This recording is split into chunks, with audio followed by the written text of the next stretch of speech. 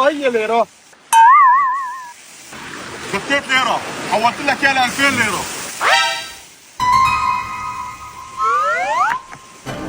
إذا كنت تكره أمك لا تعمل شيء، وإذا كنت تحبها أعمل كل شيء. واكتب في التعليقات الحمد لله. إذا الدرهم سواه 2000 فوق 100,000 قد بتساوي إياه؟